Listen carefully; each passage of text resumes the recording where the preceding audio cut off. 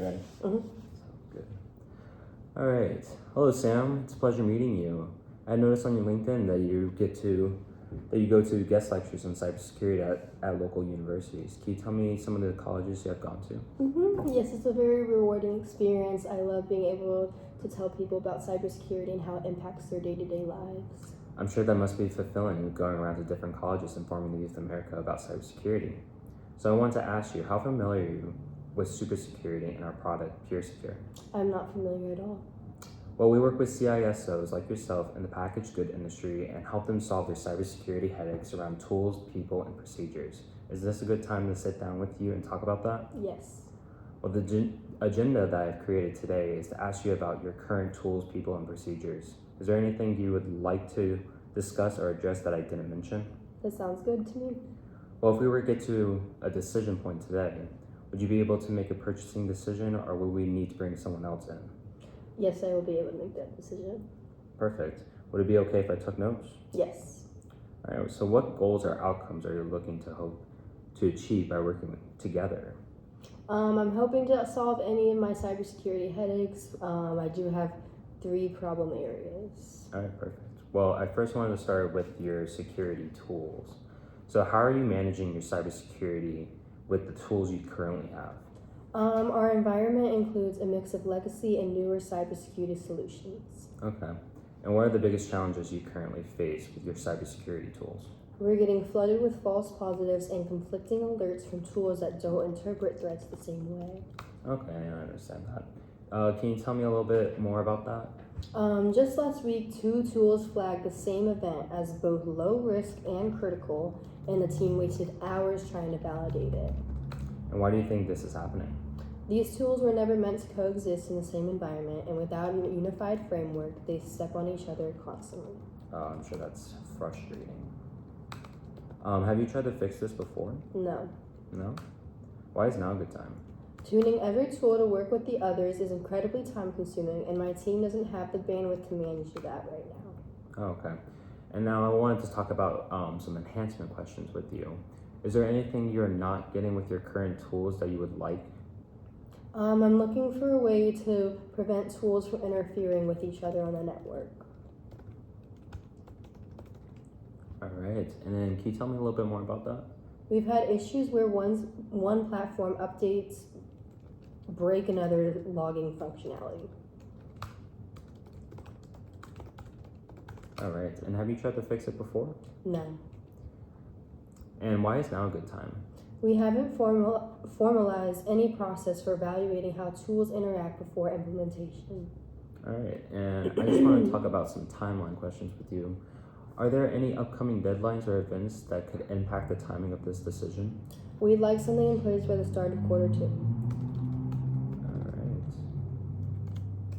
And can you expand on that? That would give us time to onboard the team and make adjustments before summer. And what's driving this specific decision timeline? We're trying to align implementation with our annual IT refresh cycle.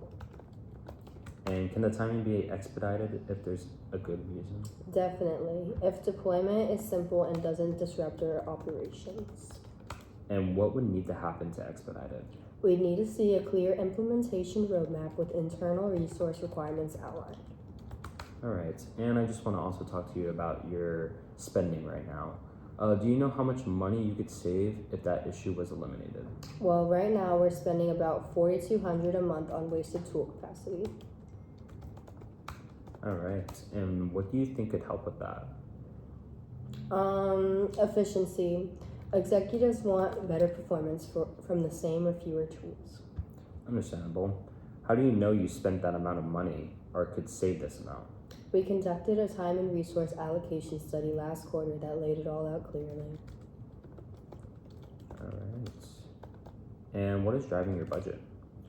Like I said, efficiency. We want to see better performance for fewer tools. And can the budget be expanded if there's a good reason? Yes, if we can show near-term value and a smooth implementation path. Okay, fair enough. Now, the next problem I want to address to you is your IT staff. So how satisfied are you with the results you're achieving with your current IT staff? I'm often evaluating how our current resources align with our security goals.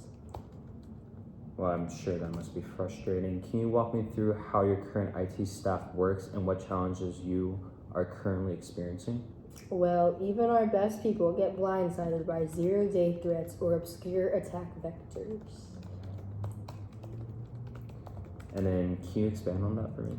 Last month, we had to escalate an issue because no one on our team had seen that type of ransomware before. And then, why do you think this is happening? There's just too much out there, and no one can stay current on every single threat. And have you tried to fix this before? No. Why not? It's hard to justify subscriptions and training when we're already stretched thin. And then, why is now a good time?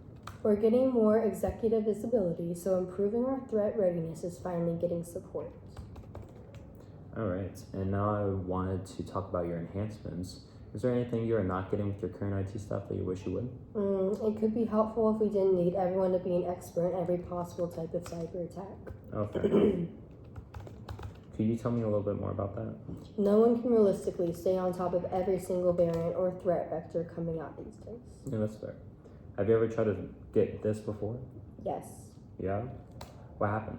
We once deployed a decision support platform at another job that flagged emerging threats and suggested actions. It was a game changer.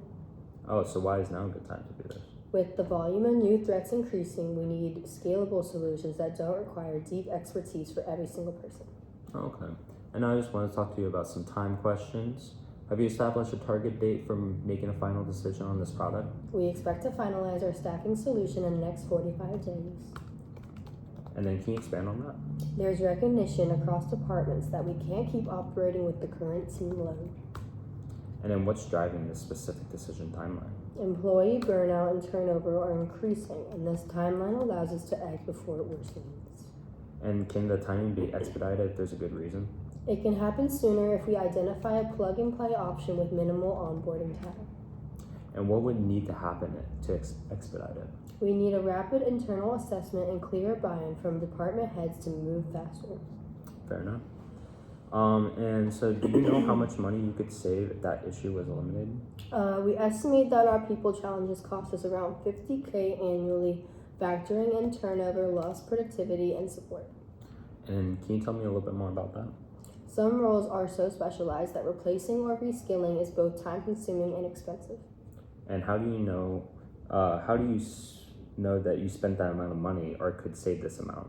Our finance and HR partners provided benchmarks and cost models based on past year's performance.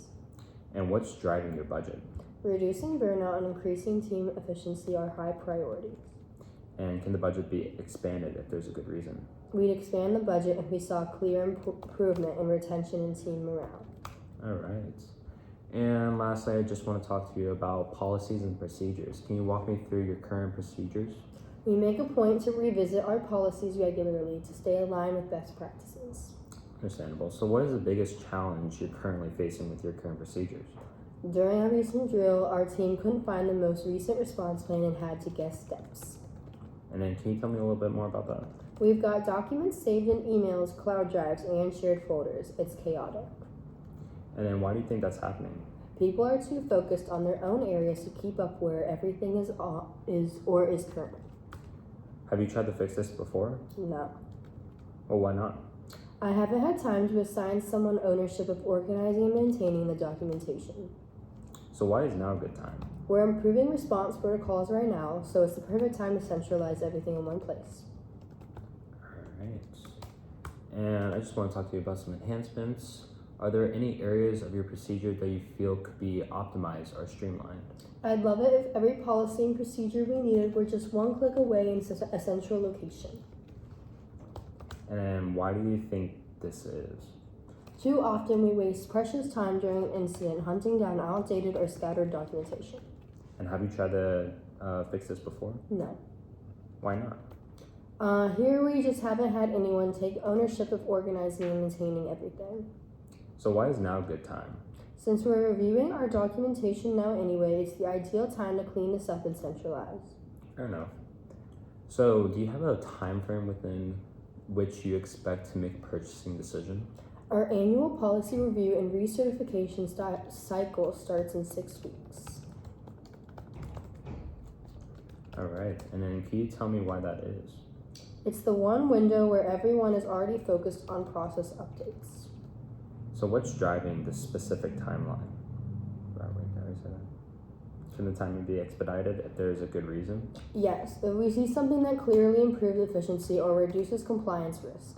And what would need to happen to expedite it? We'd need approval from our governance committee, but they meet monthly, so it's doable. All right, and lastly, do you know how much money you could save if this issue was eliminated? We'd probably spend around $3,200 a month if our policies were easier to access and actually use. Have you allocated a budget for this project? We lose productivity when people rely on tribal knowledge instead of formalized steps, so no. And how do you know you spent that amount of money or could save this amount? Employee surveys and training logs show how often people are unaware of where to find the procedures. So what is driving your budget? Risk mitigation, consistency, and employee efficiency. And can the budget be expanded if there's a good reason? We justify more spending if it clearly reduced confusion and helped onboarding new staff faster. Perfect. Well, it was great talking with you, Sam. Nice to meet you.